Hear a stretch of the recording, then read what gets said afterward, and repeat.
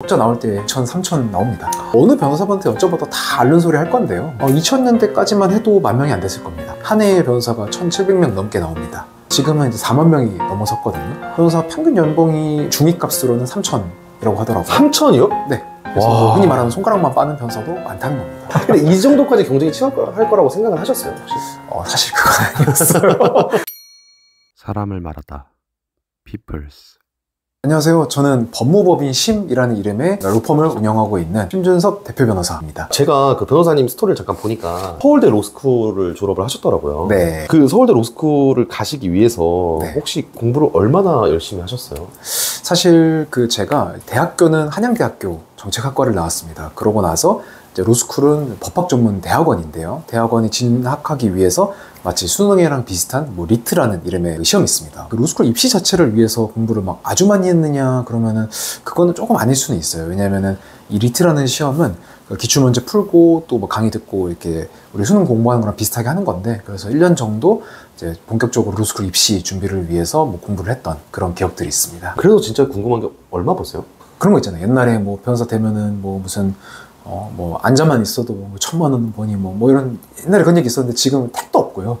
저는 이제 뭐 지금 참고로 주말입니다. 이제 주말에도 이렇게 나와서 일하고 뭐 밤 11시에도 전화 상담하고 뭐 이런 거 해도 글쎄요, 제가 월급으로 가져가는 게 뭐 1,000만 원이 되냐 그럼 안 될 때도 많습니다. 뭐 적자 볼 때도 있고요. 저는 참고로 이제 법무법인을 운영을 하다 보니까 적자를 본다고요? 네, 뭐 적자 볼 때 있어요. 근데 저는 이제 좀 고정비용이 커서 뭐 적자 나올 때 뭐 2천, 3천 나옵니다. 네. 그래서 그때는 뭐 당연히 뭐 저도 제 사업하는 거니까 제 돈으로 뭐 직원들 월급 드려야죠. 뭐 이번 달 적자니까 월급 못 줍니다 하면 안 되잖아요. 근데 진짜 요즘 변호사 업계가 네. 현실이 많이 어려운 건가요? 네, 뭐 어차피 뭐 어느 변호사분한테 여쭤봐도 다 앓는 소리 할 건데요. 뭐 똑같습니다. 그러니까 어떻게 생각하시면 되는 거냐면은 직관적으로 말씀드릴게요. 법률 시장이라는 게 있을 거 아니에요? 네네. 이게 뭐 변호사들한테 뭘 자문을 구하는 시장이든 뭐 우리가 흔히 드라마에서 본 것처럼 뭐 법원을 가달라 뭐 이런 걸 소송을 하는 업무든 뭐 이런 걸 총 합쳐서 변호사 시장의 어떤 규모가 있는데 한 수십 년 동안 거의 뭐 물가 상승률만큼만 오르거나 정체돼 있거나 막 그래요. 근데 변호사 그러니까 이 시장의 공급자인 변호사의 수는 2000년대까지만 해도 10,000명이 안 됐을 겁니다. 2012년인가에 10,000명을 돌파를 했을 텐데 이제 로스쿨 제도가 도입이 되면서 어떻게 보면 국민들에게는 되게 좋은 걸 수도 있어요. 근데 이제 한 해에 변호사가 1,700명 넘게 나옵니다. 그래서 이제 뭐 이렇게 변호사들이 나와서 그게 숫자가 쌓이니까 지금은 이제 4만 명이 넘어섰거든요. 그러니까 뭐 십몇 년 만에 뭐 4배 막 이렇게 뛰고 막 그러는 거예요. 쉽게 말씀드리면, 직관적으로 말씀드리면은. 근데 시장 규모가 똑같다 그랬죠? 그러면은 물론 이제 뭐 양극화가 있으니까 뭐 잘하시는 변호사님들은 더 잘 벌고 뭐 예를 들어서 그런 마케팅이 잘 안 되거나 아니면은 뭐 그런 경우에는 좀 더 안 되고 그런 게 있겠지만 평균적으로는 뭐 흔히 말하는 n분의 1이니까 그러면은 4분의 1 토막이 난 거예요. 아주 쉽게 말씀드리면은. 변호사 평균 연봉이 뭐 개인 개업을 한 변호사 기준으로는 7천, 뭐 그리고 중위값으로는 3천이라고 하더라고요. 3천이요? 네. 딱 중간에 있는 변호사 3천만 원 번다고, 연봉으로? 네. 근데 그게 매출일 거예요, 제 기억으로는. 그럼 더 못 번다는 거잖아요. 네. 그래서 뭐 흔히 말하는 손가락만 빠는 변호사도 많다는 겁니다. 너무 억울할 것 같은데? 뭐 억울할 게 뭐가 있어요? 아니 그렇게 공부를 네, 열심히 누가 해서... 뭐 흔히 말하는 변호사 하라고 막 뭐 한 것도 아니고 본인이 선택해서 한 건데 어쩔 수 없죠. 네. 그렇구나. 이게 현실이구나. 네, 뭐 이런 어려운 현실 속에서 뭐 잘 하면은 또 그만큼 또 뭐 제가 이런 말씀드린 것과 다르게 막 뭐 5억, 10억 가져가는 그쵸, 분들도 그쵸. 계세요. 아니 일반적으로 네. 일반인이 봤을 때 변호사 무조건 그 정도 다 번다고 생각해요. 아닙니다. 그래서 여러분들 시청하시는 분들 주변에 변호사 친구한테 야 너가 잘 버니까 밥 사라라고 하시면 안 돼요. 많이 당하신 것 같아요. 뭐 저는 밥을 삽니다만은 이제 사실 의사도 그렇고 변호사도 그렇고 최고의 전문직이잖아요, 우리나라에서. 만약에 과거로 돌아간다면 네. 공부하는 기간은 제가 봤을 때 거의 비슷할 것 같거든요. 어떤 걸 선택하시겠어요? 돈만 놓고 보면 당연히 의사죠. 뭐 그거를 뭐 물어볼 이유가 뭐가 있습니까? 왜냐면은 예를 들어 전문의 안 하시고 페이다터만 해도 뭐 저보다 많이 벌 수 있는데 대부분은 돈만 놓고 보면 당연히 의사입니다. 사실 오늘 좀 이런 말씀을 듣고 좀 의아하긴 했어요. 와, 진짜 변호사가 어려우신 분도 있구나. 왜 상상 자체가 안 되는 사실 네. 그런 거라. 대부분의 변호사 분들은 뭐 대형 로펌에 계시다가 저처럼 나와서 개업을 하든 일반적인 로펌에 계시다가 거기서 승진해서 파트너가 되시든 뭐 이런 분들은 대부분은 결국에는 자기 계획을 만들고 영업을 하는 사람들이에요. 대부분의 경우에는 일정 이상 연차가 되면은 영업을 하는 사람들인 건데 이 영업을 해서 매출이 많이 나오느냐 적게 나오느냐의 문제인 거잖아요. 뭐 돈만 놓고 생각을 하면요. 그 상대방의 어떤 니즈가 뭔지를 잘 찾아주고 뭐 이런 것들 여러 가지 그런 기본적인 요소들은 공통적으로 역시 변호사 업계도 적용이 되는 것 같습니다. 그래서 어떤 스타일이든 그런 것들을 잘 못하시는데 매출이 잘 나오는 분을 저는 보지는 못한 것 같아요. 어찌됐든 간에 이것도 사업이니까 소비자의 니즈를 빨리 파악해서 네. 그거를 빨리 이행해드리고 뭔가 네. 자기 PR도 잘하고 이런 그쵸. 분들이 결국에 성공을 하시는 거네요. 네, 그런 것 같아요. 아, 이게 제가 계속 이 변호사 업계를 잘 몰라서 그런지 모르겠지만 사실 네. 제가 만약에 이 변호사 시험을 합격했다면 네. 아, 난 이제 끝났다 이 생각하고 그냥 행복함에 막 젖어서 이렇게 저도 했을 텐데 그러면 안 되네요. 계속 경쟁이네요. 아, 그럴 수가 없어요. 네. 근데 이 정도까지 경쟁이 치열할 거라고 생각을 하셨어요, 혹시? 사실 그건 아니었어요.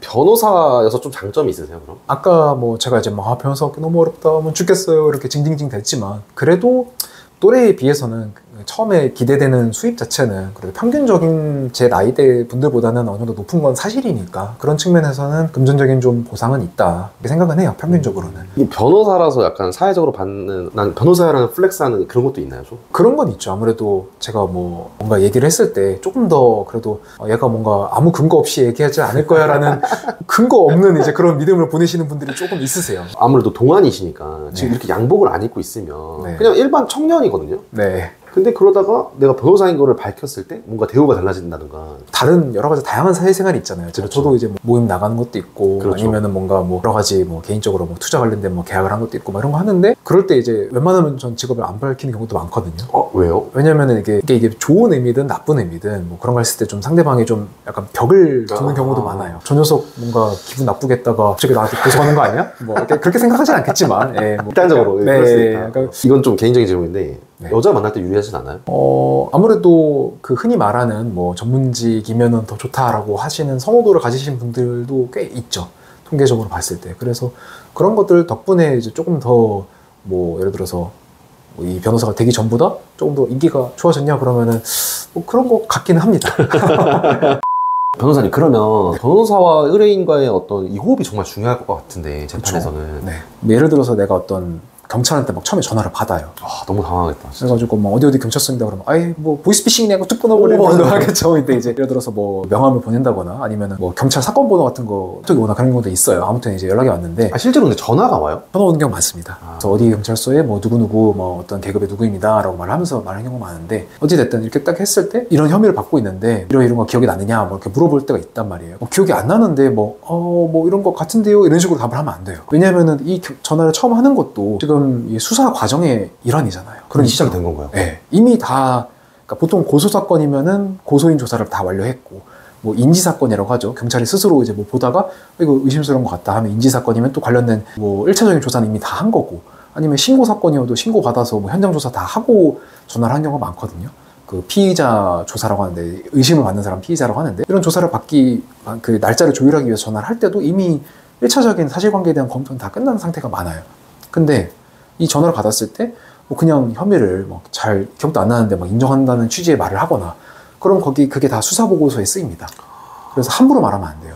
이게 대부분 처음 받는 전화일 테니까 네. 당황해서 그렇게 하시는 분 많을 텐데. 당황해서 뭐 했을 때 죄송합니다 뭐 이런 식으로 잘못했습니다 이런 식으로 하면은 물론 그런다고 뭐 무조건 처벌된다까지는 아니지만 그래서 말을 조심하셔야 되고 불리할 수 있다. 예, 그러니까 불리한 진술을 함부로 하면 안 되고 그리고 예를 들어서 보통은 기억이 잘 안 나는 걸 물어봐요. 그러니까 그냥 곰곰이 생각을 하고 막 핸드폰에 사진첩 뒤져보고 하다 보면은 아 내가 전화를 저게 있었나 보다 뭐 이런 식으로 기억이 나는 경우가 되게 많거든요.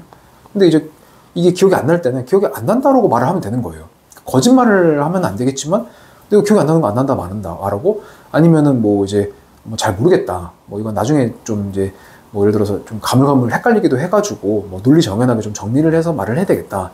그리고 또 조사를 받을 때 혼자 그냥 딸랑 조사를 받으러 가시면은 보통은 안 돼요. 왜냐면은 조사를 받으면 막 진짜 막 무서워요. 그래서 막 손이 막 떨려요. 예, 막 제가 본 분들 대부분 다 그랬어요. 근데 이 상황에서 내가 딱 갔는데 뭐 경찰분이 이제 뭔가 또 어떤 뭐 혐의를 받고 있고 당신이 뭐 이런 증거가 있는데 어떻게 생각하냐 막 물어보고 그러면은 막 너무 당황하니까 나도 모르게 뭐 다 실토를 해버린다거나 아니면은 그냥 막 뭐 이때 이래서 이런 거 아니냐 물어봤는데 아 그런 것 같다 라고 이제 막 잘 기억도 안 나는데 막 계속 앞에서 사람이 이렇게 물어보는데 여기다 대고 막 아닙니다 난 기억이 안 납니다 뭐 아니면은 뭐 그런 적이 없습니다 라고 당당하게 말하기가 쉽지가 않아요. 그렇죠. 예, 그리고 또 대부분은 안 그러지만 간혹 이제 뭐 그런 윽박을 지르는 분들도 존재하기도 하고 그러니까 그런 상황에서는 옆에 변호사가 이제 변호사 같이 출석을 해서 위법한 수사가 있을 때는 좀 이게 뭐 이러시면 안 됩니다라고 말을 하기도 하고 아니면은 미리 이제 어떤 쟁점이 될 것 같으니까 이런 부분에 대해서는 이렇게 답변을 하면 좋겠다. 왜냐면 뭐 예를 들어서 뭐 변호사가 뭐 거짓말하러 코칭한다는 의미가 아니라 똑같은 사실관계도 이렇게 말을 하나 저렇게 말을 하나 느낌이 다를 때가 있잖아요. 그런 것들을 좀 가이드라인 잡아드리기도 하고. 경찰도 변호사가 같이 오면 좀 부담스러워하죠. 아, 그쵸, 아무래도. 예. 그러니까 왜냐면은, 뭐 변호사가 뭐 막강한 권한이 있어서 뭐 경찰분들이 막, 영감님 오셨습니까? 이런 건 아니고요. 어찌됐든 뭔가 이제 뭐 과잉 수사를 한다거나 압박 수사를 너무 한다거나 그럴 때는 저 변호사가 좀 뭐라 할 수도 있구나. 아니면은 그게 아니어도 뭐 민원을 좀 넣을 수도 있겠구나. 이런 식으로 좀 더 신경을 쓰시는 경우가 많습니다. 그리고 경찰분이 그런다기보다는 또 의뢰인분이 그래도 옆에 내 편인 변호사가 앉아있다라는 사실 자체로 좀 위안을 많이 받으세요. 예. 그러면 딱 전화가 예를 들어 왔어요. 그래서 네. 뭐 다음 주 언제까지 오세요라고 하면 네. 그때부터 어떻게 대처를 해야 돼요? 바로 가야 되나요? 그러니까 그때는 이제 그렇게 말씀하시면 돼요. 예를 들어서 막 내가 막 진짜 뭐 심각한 강력 범죄를 많이 저질렀으면은 그런 애초에 구속영장이 발부가 돼서 체포로 당했겠죠. 이제 그렇죠. 그런 거 말고 고소를 받으셨다. 그러면은 어떤 취지인지 알겠고 첫 번째로는 내가 그 고소장을 그러니까 상대방이 누군가 나를 고소한 거 아니에요. 그래서 내가 무슨 혐의로 지금 고소를 받았는지 알아야 될 거 아니에요. 그렇죠. 그래야 뭐 예를 들어서 내가 정말 잘못을 한 거면 인정을 하는 거고 아니면은 뭐 억울한 게 있으면 억울하다고 말을 하는 거고 그런 게 있어야 되니까 고소장을 정보공개 청구해서 처음에 받아보셔야 됩니다. 그래서 이거를 신청한 절차가 있거든요. 그래서 그런 걸 신청을 하셔야 되고요.